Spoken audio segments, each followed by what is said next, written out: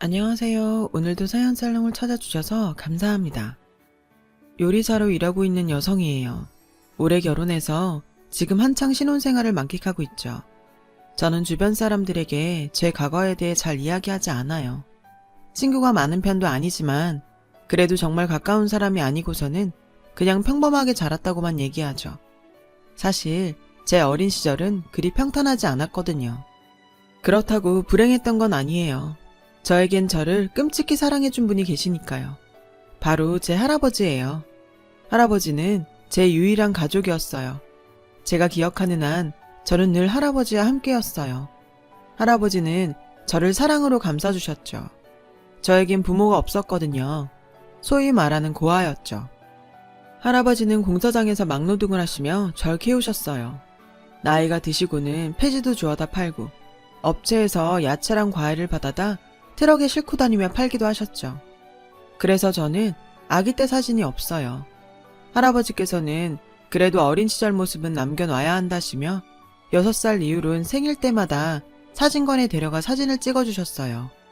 그래서 1년 간격으로 성장을 기록하듯 찍어둔 사진을 몇 장 가지고 있죠. 저는 유치원도 다니지 못했지만 입학 전에 배워야 할 한글이나 숫자 등은 다행히 익힐 수 있었어요. 할아버지는 가난했지만 동네에서 평판이 좋은 분이셨거든요. 그래서 동네 아주머니들은 영감님이 손녀를 데리고 사느라 고생이 많다며 자진해서 저를 데려다 돌봐주셨어요. 그래서 따뜻한 밥도 먹고 아주머니 댁에 있는 언니 오빠들과 놀면서 이것저것 배울 수도 있었죠. 저녁이면 일을 마친 할아버지가 저를 데리러 오셨고요. 할아버지와 제가 살았던 집은 방 하나에 화장실과 주방이 딸린 허름하고 좁은 곳이었어요. 겨울에는 춥고 여름에는 더운 집이었죠. 하지만 할아버지와 둘이 살기에는 그리 불편하지 않았어요. 할아버지는 여름엔 고물상에서 주워온 선풍기를 고쳐서 틀어주셨고 겨울에는 주워온 이불과 담요를 깨끗이 빨아서 제게 덮어주셨어요. 없는 살림에도 늘 저를 위해 최선을 다하셨죠. 할아버지와 제가 살던 동네는 다들 형편이 고만고만했어요. 그 중에서도 우리 집은 조금 더 형편이 안 좋았고요. 그래서 동네 사람들의 도움을 많이 받고 살았어요. 초등학교 입학식에도 동네 아주머니가 부모님 대신 와주셨고 학교 공개 수업 때도 할아버지 부탁을 받은 동네 분들이 돌아가며 와주셨어요. 소풍날엔 도시락까지 싸주셨죠. 손재주가 좋으셨던 할아버지는 그런 고마움에 대한 보답으로 동네 분들 집에 고장난 기계를 고쳐주시곤 하셨어요. 일종의 품앗이처럼 서로 도우며 살았죠. 그렇게 화목하고 서로 잘 어울리는 동네였지만 그래도 뒷얘기가 도는 건 어쩔 수 없었어요. 특히 저와 할아버지는 사람들 입에 자주 오르는 단골 이야깃거리였죠. 도대체 무슨 사연이 있기에 할아버지가 어려운 형편에 손녀딸을 키우고 사나 궁금하긴 했을 거예요. 할아버지는 제 부모님에 대한 얘기를 해주신 적이 없어요. 자라면서 때때로 엄마 아빠는 어디에 있냐고 묻곤 했지만 그럴 때마다 할아버지는 제가 태어나고 바로 하늘나라로 갔다고만 하셨거든요. 그래서 저도 그런 줄로만 알았어요. 초등학교 저학년 때까지만 해도 암 같은 치료하기 힘든 병에 걸려 돌아가신 줄 알았죠. 그런데 초등학교 고학년이 되니 제 귀에 여러 말들이 들려오더라고요. 주된 소식줄은 아주머니들이었죠. 모르긴 해도 영감님 결혼 안 하셨을걸? 영감님이 이 동네 토박이잖아. 근데 누구 하나 영감님네 할머니 얘기 들은 사람이 없다니까? 없으니까 못 들은 거겠지. 안 그래? 이상했어요. 할아버지는 분명히 엄마 아빠가 아파서 돌아가셨다고 했는데 그렇게 가깝게 지내는 동네 아주머니들조차 제 부모님에 대해 모르다니요. 게다가 제 할머니를 본 적도 없다는 게 당혹스러웠죠. 아주머니들 말씀대로 제가 태어나려면 부모님이 있어야 하고 그러려면 할머니도 있어야 하니까요. 그 말을 듣고 생각해보니 우리 집에는 할머니는 물론 제 부모님으로 추정되는 사진조차 한 장이 없었어요. 저희 집에 있는 작은 앨범 안에는 1년에 한 번씩 사진관에서 찍어주신 제 사진과 동네 사람들이 찍어준 할아버지와 제 사진이 다였거든요. 중학교 입학하고 나서 사춘기 시절이 찾아오자 슬슬 반항기도 생기고 제 스스로의 정체성에 의문을 가지게 되었어요. 부모님 없이 딸랑 할아버지랑 같이 사는 저로서는 더더욱 그랬죠. 그러면 그럴수록 부모님에 대한 궁금증은 더 커져만 갔어요. 그러다 중학교 3학년 때였어요. 저는 나를 잡고 할아버지께 물었어요. 할아버지, 솔직하게 말해줘. 우리 엄마 아빠 어딨어? 죽었어? 아직 살아있어? 왜 사진 한 장도 없어? 할머니는 누구야? 왜 할머니 사진은 없어? 동네 아주머니들이 그러더라. 할아버지는 이 동네에서 오래 살았는데 할머니는 본 적이 없다고. 할아버지, 나한테 거짓말한 거 있어? 마치 범죄자를 취조하듯 추궁했어요. 너무도 절박하게요. 나중엔 감정이 복받쳐 엉엉 울었죠. 할아버지는 그런 절 그저 달래주셨어요. 경이야, 할애비가 너무 미안하다. 그래도 한 가지 약속할 수 있는 건 너는 내 손녀라는 거다. 누가 뭐래도 내 손녀고 내가 세상에서 제일 사랑하는 건 경이 너야. 사실 너희 엄마 아빠는 너를 키울 형편이 안 됐어. 그래서 경이 너를 할아버지 집 앞에 놓고 떠났어. 살아있다면 언젠가 너를 찾아올 거다. 할아버지는 그렇게 말씀하시면서 제게 작은 팔찌를 꺼내 보여주셨어요. 내 엄마 아빠가 남기고 간 거란다. 내가 산부인과 신생아실에서 차고 있던 것 같구나. 그걸 보고 나니 의구심은 어느 정도 줄어들었어요.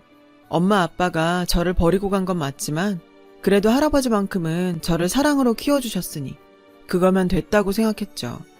그날 이후 저는 마음을 어느 정도 잡을 수 있었어요. 드디어 사춘기의 터널에서 빠져나오기 시작한 거였죠. 대학에 갈 생각은 없었어요. 대학에 가기에는 저희 집 형편이 너무 어려웠고 할아버지한테 더 이상 부담드리기 싫었거든요. 그래서 고등학교에 입학하기 전부터 일찌감치 제 진로를 결정해버렸어요. 할아버지, 나는 요리사 하고 싶어.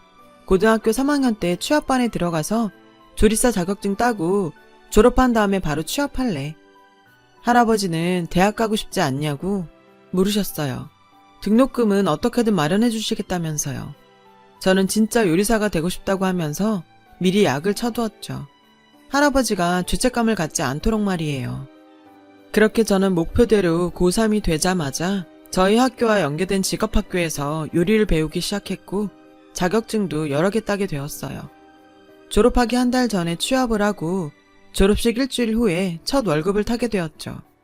첫 월급을 타던 날 저는 고기를 사들고 집으로 갔어요. 마음 같아서는 외식을 하고 싶었지만 그렇게까지 하기에는 충분치 않은 돈이어서 그냥 고기를 사다 먹는 걸로 만족하기로 했죠. 고기와 쌈채소를 사들고 집에 들어가자 할아버지 눈이 휘둥그레지셨어요. 저는 고기 내려놓고 바로 월급이 든 봉투를 드리면서 그랬어요. 할아버지, 이거 할아버지 용돈이야. 내 첫 월급에서 고기 사고 남은 돈이야. 할아버지는 말을 잇지 못하셨죠. 난 이거 못 받는다. 경이 네가 얼마나 열심히 일해서 번 돈인데 이건 네가 써야지. 할애비는 이 돈 절대 못 받는다. 그리고는 봉투를 연신 밀어내셨어요. 할아버지, 이거 안 받으면 나 확 집 나가버릴 거야. 왜 할아버지만 나한테 잘해주려고 해? 나도 할아버지 용돈 얼마나 드리고 싶었는데. 라며 으름장을 놓았죠. 결국 할아버지는 눈물을 펑펑 쏟으시면서 봉투를 받아드셨어요. 그리고는 봉투를 통째로 할아버지가 즐겨 읽으시는 낡은 책 사이에 끼워 넣으셨어요. 평생을 함께 살아왔던 그 집에서 나란히 마주 앉아 고기를 먹는 게 참 색달랐어요. 더군다나 제가 처음으로 할아버지께 뭔가를 해드린 것 같아서 정말 뿌듯하고 기분이 좋더라고요. 그렇게 할아버지랑 수다도 떨면서 밥을 먹는데 문드리는 소리가 났어요. 이 시간에 누가 온 거냐? 하고 문은 할아버지를 뒤로 하고 제가 문을 열었어요. 문 앞에는 놀랍게도 경찰관 2명이 서 있더라고요. 여기 정희권 씨 계십니까?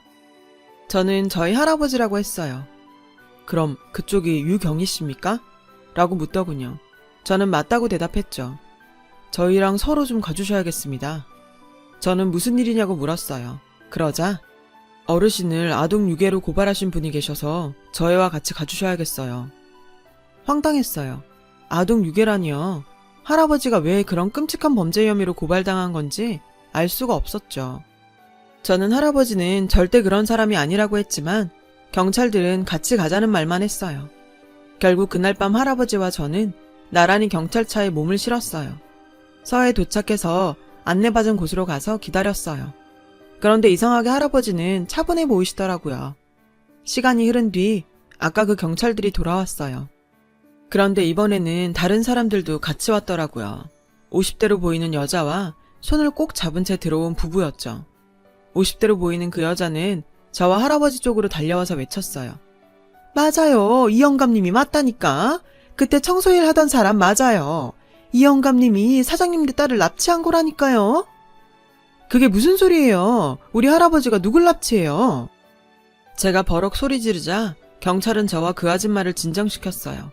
그 순간 뒤에 서 있던 부부 중 여자분이 제게 다가왔어요. 혹시 네가 경이니? 하고 제게 물어보시는데 눈에 눈물이 가득 고여 있더라고요. 그 모습에 당황한 저는 얼떨결에 고개를 끄덕였어요. 그러자 그 여자분이 갑자기 저를 덥석 끌어안더니 엉엉 울기 시작하는 거예요. 경이야, 엄마야, 엄마. 평생 들어볼 일이 없을 거라고 생각했던 그 말에 저는 놀라고 당황했어요. 하지만 저를 더욱 당황시킨 건 할아버지의 태도였어요. 할아버지는 차분하게 일어나시더니 이제서야 왔구만 그래. 이제 사는 건 괜찮은가? 라고 하셨어요. 그때였죠. 기가 막힌다는 표정으로 50대 여자가 그러는 거예요. 아니, 우리 보육원에서 애 납치해놓고 무슨 소리를 하는 거야? 라며 펄펄 뛰었죠. 그 아줌마는 할아버지를 납치죄로 처벌해야 된다고 소리쳤고 저는 할아버지는 잘못이 없다고 항변했어요. 부부는 혼란스러운 표정으로 서 있었죠. 50대 여자는 자기가 운영하는 보육원에 부부가 찾아왔다고 했어요. 원장실에 찾아와서는 오래전에 이 보육원 앞에 아이를 두고 갔는데 데려가려고 왔다고 했다더군요. 아이 편에 꼭 데리러 올 거니까 그때까지 잘 부탁한다는 쪽지와 출생신고, 이름 등이 적힌 병원 서류들도 다 놓고 갔었다고요. 아이는 4, 5살 정도였고요. 그런데 그런 애는 우리 기록에도 없고 입양관 기록도 없더라고요. 근데 그때 딱 생각난 게 있었어요. 오래전에 우리 보육원에서 애가 한 명 사라져서 난리 난 적이 있었거든요. 경찰에 신고도 하고 실종 신고도 했는데 결국 못 찾았어요. 그 순간 딱 생각이 나더라고요. 우리 보육원에서 청소하던 영감님이 갑자기 그만뒀던 게 말이에요. 그 영감님이 평소 애들 앞에서 할짱거리고 그런 게 있어서 내가 기분이 나빠서 해고하려고 마음먹고 있었는데 그걸 알아채곤 선수 쳐서 그만뒀더라고요. 근데 보육원에서 애를 납치한 거였어? 길길이 날뛰는 그 아줌마를 두고 저는 유전자 검사를 위해 조직세포도 제공했어요. 그런 모습을 가만히 보던 할아버지는 정말 경희의 부모가 맞는가? 라고 물으셨어요. 경찰은 일단 유전자 검사를 해봐야 한다고 했어요. 그러자 할아버지는 경찰 선생, 내가 유치장에 있으라면 있겠는데 내 얘기 좀 들어주게. 할아버지는 경찰관 손을 잡고 말했어요. 경찰은 어르신도 변론을 하실 권리가 있다고 말하더군요. 할아버지는 유전자 검사가 끝난 후에 부부가 내 부모님이 맞다면 얘기를 하겠다고 하셨어요. 경찰은 잠시 고민하다가 부부에게 의견을 물었어요. 부부는 어르신한테 얘기를 듣는 길이 그것뿐이라면 그렇게 하겠다고 하더라고요. 그렇게 유전자 검사 결과를 기다리는 동안 할아버지는 불구속 상태로 집에 계셨어요. 저는 직장과 집을 오가면서 할아버지와 붙어 있었고요. 2주 뒤 검사 결과가 나왔어요. 결과는 99.99% 일치한다고 나왔죠. 저는 20년 만에 부모님을 만나게 된 거예요. 검사 결과를 들은 저는 얼떨떨한 기분이었어요. 이상하게 저도 모르게 눈물이 흘렀죠. 제 부모님이라는 그분들은 저를 끌어안고 엉엉 소리내 우셨어요. 그리고 보육원 원장은 저희 할아버지를 죽일 듯이 노려보며 소리쳤어요. 이제 저 영감을 납치죄로 집어넣어요. 누굴 망하게 하려고 작정했나? 하면서 날뛰었죠. 그리고 약속대로 할아버지는 자신의 이야기를 시작했어요. 할아버지는 집에서 챙긴 꽤 많은 양의 서류를 경찰관 앞에 하나하나 꺼내서 보여주기 시작했어요. 나는 그 보육원에서 청소일을 한 게 맞습니다. 지금 내가 살고 있는 곳에서 그리 멀리 떨어지지 않은 곳이죠. 어느 날 새벽에 일을 나갔는데 보육원 앞에 어린아이가 웅크려 자고 있더군요. 부모가 버린 아이인가 싶었습니다. 아이가 추울까봐 보육원 안으로 데리고 들어가려고 했는데 잠이 깼는지 새까만 눈동자를 반짝이며 제게 할아버지 그러더라고요. 아이는 메고 있던 가방을 내밀더군요. 가방 안에는 인형과 여기 이 서류들이 들어있었습니다. 그리고 부모가 남긴 편지에는 꼭 데리러 오겠다는 말이 적혀 있었죠. 저는 그 아이를 데리고 보육원으로 들어갔고 아이는 그렇게 보육원에서 살게 되었습니다. 청소일을 하면서 저는 그 아이를 자주 봤어요. 대부분 그 아이의 얼굴은 어두웠어요. 왜 그런지 궁금했는데 한 달 정도 후에 그 이유를 알게 되었습니다. 저 원장이 그 아이를 유독 구박하더군요. 거기엔 이유가 있었죠. 당시 보육원에 아이들이 많아서 재정이 어려웠는데 애가 들어와 밥그릇을 또 만드니 그 분풀이를 한 거였죠. 보니까 그 어린애가 바깥에서 손빨래도 하고 설거지까지 하더군요. 그 아이의 손이 빨갛게 터 있었습니다. 그래서 몇 번 원장실을 찾아가 그러지 마시라고 했더니 글쎄 해고 통지를 하더군요. 그렇게 보육원을 나오는데 아이가 자꾸 눈에 밟히더이다. 그래서 그랬습니다. 할아버지는 그때까지도 제 부모의 편지와 서류가 담긴 가방을 메고 있었다며 원장은 서류들은 꺼내보지도 않고 방치했다며 화를 내셨어요.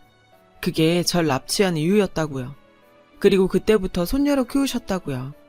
잘못된 일이란 건 알지만 어쩔 수 없었다고 하셨죠. 모든 이야기가 끝나고 경찰서는 충격에 빠졌어요. 저도 마찬가지고요. 유일하게 그 원장만 기세등등했죠. 아니 저 영감이 미친 소리를 짓거리고 있어. 누굴 엿먹이려고 쇼를 해? 당신 내가 명예훼손으로 고소할 거야. 라며 길길이 날뛰었어요. 경찰은 할아버지가 한 진술에 증거가 있냐고 물었고 할아버지는 자신있게 일어나셨어요. 그리고는 당시 함께 보육원에서 일했던 진주댁이라는 아주머니가 증인이라고 하셨어요. 경찰은 곧바로 진주댁 아주머니를 찾아갔고 증언을 받아오는 시간 동안 저는 아무 말도 못하고 기다리고 있었어요. 모든 사실이 밝혀진 건 늦은 오후였어요. 진주댁 아주머니가 직접 파출소로 와서 증언을 해주었거든요. 혹시 몰라 당시 제 사진도 찍어서 보관하고 계셨죠. 빨갛게 팅팅 부은 제 손을 보자 엄마는 오열했어요. 그 밖에도 원장한테 맞아서 턱 밑이 찢긴 사진도 있었죠. 빼도 박도 못할 증거에 원장은 궁지에 몰렸고 제 부모님은 당장 원장을 고소하겠다고 했어요. 원장은 그제서야 싹싹 빌었지만 소용없었죠.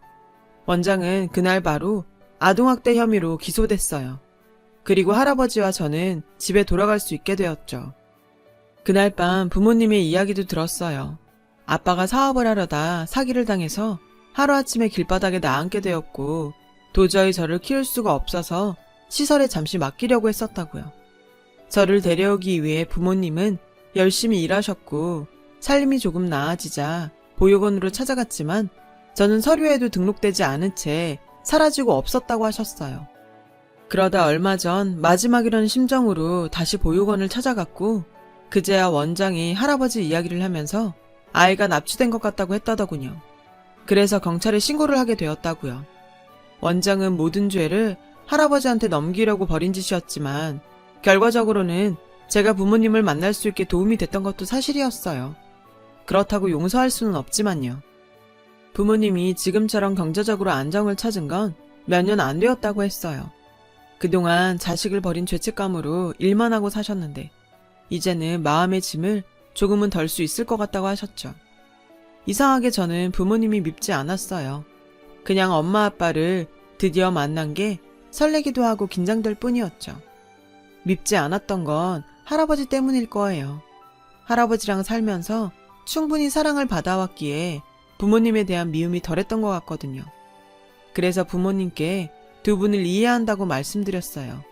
지금이라도 절 찾으러 와주셔서 고맙다고요. 그러자 엄마 아빠는 저를 안고 엉엉 우셨어요. 그리고는 할아버지 앞에 무릎을 꿇으셨어요. 할아버지가 아니었다면 제가 이렇게 잘 자라지 못했을 거라고요. 너무 늦었지만 감사드린다고요. 그리고는 앞으로 할아버지를 모시고 살겠다고 했어요. 할아버지는 한사코 사양을 하셨지만 저희 부모님도 완강하셨죠. 결국 저와 할아버지는 부모님 집으로 들어가 살게 되었어요. 그런데 적응하는 게 쉽지 않더라고요. 아무래도 함께 산 날보다 떨어져 산 시간이 너무 길었으니까요. 결국 부모님은 할아버지와 제가 살 집을 따로 마련해 주셨어요. 바로 부모님 옆집으로요. 그제야 할아버지와 저는 예전처럼 편하게 살 수 있었죠. 퇴근 후에는 온 식구가 다 함께 모여서 저녁도 먹고 TV도 보면서 여느 가족처럼 시간을 보냈어요. 제가 결혼을 한 후에는 아이의 부모님과 할아버지가 살림을 합치셨고요. 이젠 서로 불편할 것도 없는 한 가족이 되어버렸거든요. 원장은 결국 고소를 당했고 부모님은 절대 용서 못한다는 입장이셨어요. 그 일로 저도 법원에 드나들어야 했죠. 그때 지금의 남편을 만나게 되었어요. 당시 남편은 원장 사건을 맡은 담당 검사 아래서 수습을 하고 있었거든요. 그래서 남편은 제 과거에 대해 잘 아는 유일한 친구이기도 하죠. 피 한 방울 섞이지 않은 아이를 20년 가까이 손녀로 키워주신 우리 할아버지를 정말 대단히 생각한다고요. 종종 그런 생각을 해요. 나라면 그때 할아버지처럼 그럴 수 있었을까 하고요. 모르긴 해도 힘들 것 같아요. 그래서 저는 우리 할아버지를 세상 누구보다 존경하고 사랑해요. 앞으로도 건강하게 오래오래 살아주셨으면 좋겠어요. 여러분도 건강하게 즐거운 하루 보내세요. 제 사연을 들어주셔서 감사드려요. 여러분, 사연 댓글에 응원과 현명한 조언 부탁드려요. 좋아요와 구독은 저에게 큰 힘이 됩니다. 오늘도 좋은 일 가득하세요.